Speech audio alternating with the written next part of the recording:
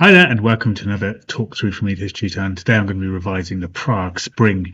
This is particularly focused for the AQA topic of conflict and tension between East and West, looking at the Cold War relations. So we're going to look at the causes and the events and the impacts of the Prague Spring. And then if you found that useful, do take a look at my playlist. You'll find some skills videos there to tutor you through to success in your exams. And do take a look at my revision guide. You'll find information in the video notes. Right, let's go and revise all about the Prague Spring. What were the causes of the Prague Spring, first of all? So, Czechoslovakia in the 1960s was ruled by a strict communist called Novotny. But by 1965, Ota Six had announced his new economic model. This suggested bringing back private trade, giving workers more rights, giving more freedom to the people, and this became quite popular.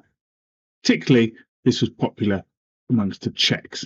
The Six views grew in popularity, and a fear of revolt led the Soviet government to replace the Czech leader Novotny with a man called Alexander Dubček. This took place in January 1968.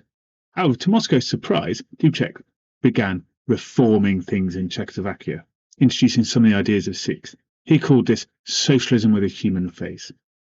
Dubček ended censorship, allowed large groups of people to meet, removed state controls on the economy, allowed private business and trade to take place. People could even travel to Western Europe. Crucially, though, he stayed in the Warsaw Pact. He did not break the alliance like the Hungarians did in the 1950s. So, Brezhnev could not roll in the tanks to crush him. He was still part of the Eastern Bloc. Leaders in East Germany and Poland and Hungary, though, became very concerned by Dubček's reforms. They seemed to undermine their regimes. In Poland, there were student protests demanding a more Dubček-style government. However, the Soviet leader Brezhnev still did nothing. As long as Czechoslovakia remained communist and loyal, there was little he could do. He did not want to look like a brutal dictator to the world.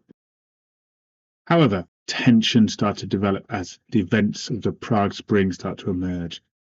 To threaten the Czechs, Russia and the Eastern Bloc countries led a military exercise on the Czech border, just to make sure that the Czechs are aware that they're not very happy.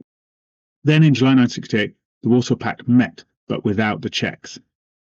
And they wrote the Warsaw Letter to Dubček, demanding he reverse his policies. But by the 20th of August, Dubček had not changed anything. So Brezhnev ordered Soviet forces to invade Czechoslovakia. Prague was quickly seized and Dubček arrested. Czech radio broadcast stories about the invasion to the world, talking about the crushing of their freedom. Hundreds of protesters were killed, hundreds more injured. However, there was no official resistance from the Czech government. Some resisted by placing flowers in the barrels of Soviet tanks, and Jan Palachek set fire to himself in protest. So the world saw a peaceful response by the Czechs. This was probably the big embarrassment to the Russians. So what was the impact of the Prague Spring then?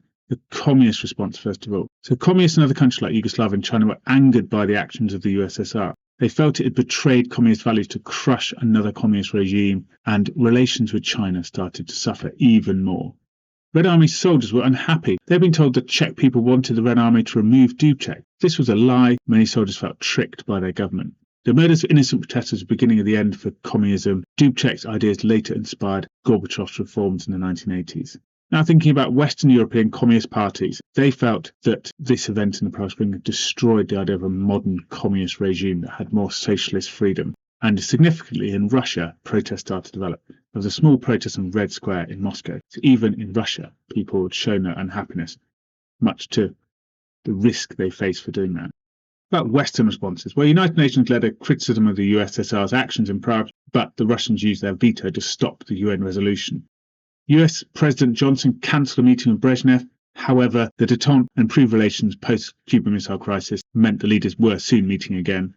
The Americans, they were generally quite distracted in 1968 by the Vietnam War, so there wasn't much official opposition. This was a time of crisis in the Vietnam War with things like the Tet Offensive.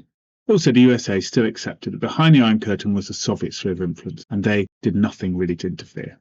Finally, we got the big impact of the Brezhnev Doctrine. So in November 1968, the Soviet leader Brezhnev, who was the leader after Khrushchev, announced the Brezhnev Doctrine. The doctrine made it clear that the USSR would use force to maintain countries as communists in Europe and across the world.